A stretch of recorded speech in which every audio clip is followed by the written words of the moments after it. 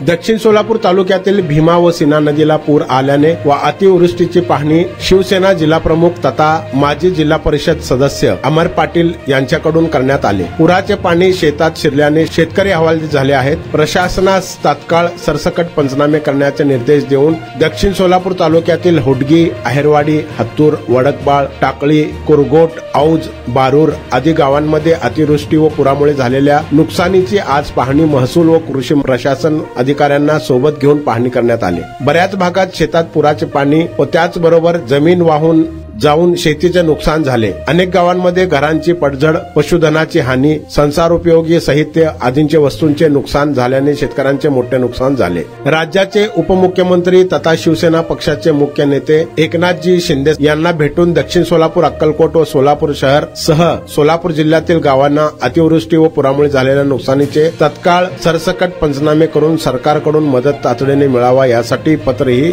दिले आहे। नारायण घंटे, लोकप्रधान न्यूज, सोलापूर।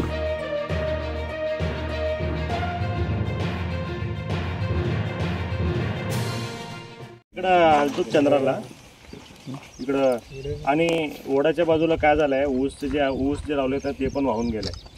मला आता समजलं ऊस घेऊ नका म्हणून असं काय तर वर्ण आदेश आले।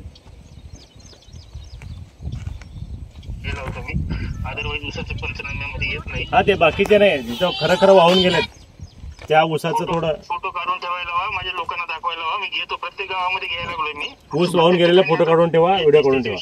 सगळे शेतकरी आहेत प्रत्येक ठिकाणी तेच विषय 100%। हो, वाहून गेलेलं फक्त ते घ्यायला हवं ऊसाचं। घ्यायला लावले मी अण्णाप्पा सत्तूर, सोलापूर जिल्हा शिवसेना जिल्हा उपप्रमुख। आज आम्ही आमचे जिल्हा प्रमुख अमरजी पाटील साहेब आणि आमच्या तालुक्याचे सर्व पदाधिकारी आम्ही सगळे आज दक्षिण सोलापूर तालुक्यामध्ये शेतकऱ्याच्या बांधावर प्रत्यक्षात जाऊन आम्ही पाणी करत आहोत। आणि आज मला वाटतं हत्तूर येथे आलो असता या शेतकऱ्यांच्या तोंडात आम्ही ऐकलं की उडीद हे पीक होतं, दोन्ही पीक पाण्यामध्ये खरंच संपलेलं आहे। 3-4 लाख रुपये त्यांना खर्च झालेला आहे आणि आता परत 2 महिने हे जमीन त्यांच्या ताब्यात मिळत नाही आणि 2 महिन्यांनी परत 3-4 लाख खर्च करावं लागणार आहे। शेतकरी हवालदिल झाले आहेत म्हणून आम्ही नुकताच सर्कल व तलाठी मॅडमना फोन करून आमचे अध्यक्षांनी मिळून विचारलं असता आज पंचनामा चालू असं सांगितलेलं आहे।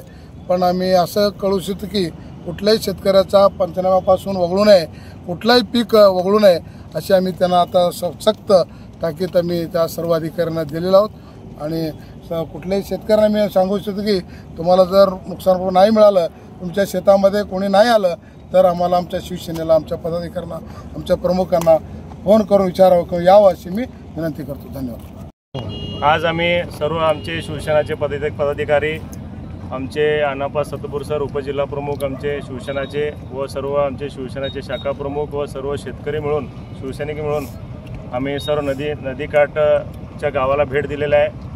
आज खास करून सीना नदीच्या गावातील सर्व गावाकडील सर्व शेतकऱ्यांना भेटले आम्ही आणि भीमा नदीकाठच्या गावाकडे आम्ही पाणी केलं।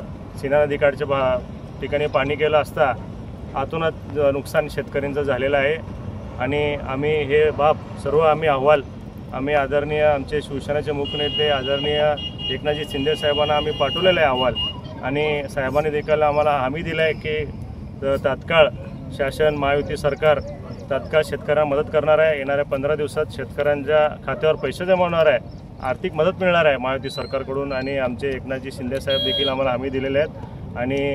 आणि काही ठिकाणी आम्ही गावात पाणी करत असताना काही गावामध्ये घर देखील पडलेले आहेत पाण्याच्या प्रवाहामुळे, ते देखील पंचनामा होत आहेत।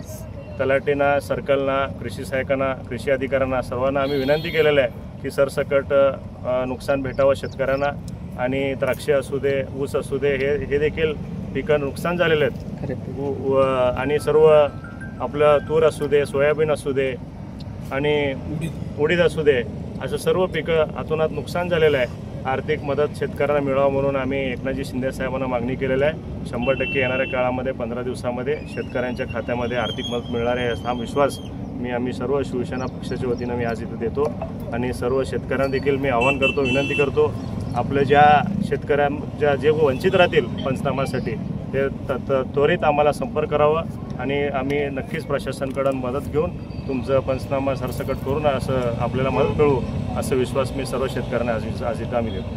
कारण महसूल विभागाकडून सरासरी 65 मिलीमीटर पेक्षा कमी पर्जन्यमान झालं आहे, त्यामुळे पंचनामा करता येत नाही असं त्यांचं मत आहे. तर याकडे तुमचं काय कसं झालंय, पाहता? आम्ही काय ठिकाणी आता हातूरला इथं आम्ही आलो आहे, सिंदखेडचं आम्ही पाणी गेलो, होडगीमध्ये गेलो, टाकळी इथं गेलो होतो. पण काही शेतकऱ्यांचं म्हणणं आहे आधी पंचनामा झालाय नंतर ढगफुटी झालेला आहे. आत्ता अहवाल अजून पुन्हा एकदा नवीन अहवाल या तलाठी आणि सर्कल करत आहेत. नक्कीच येणाऱ्या काळामध्ये 100% मदत महायुती सरकारकडून मिळणार आहे आणि मदत देखील मिळणार आहे. मी ठाम विश्वास सर्व शेतकऱ्यांना मी आज इथं देतो.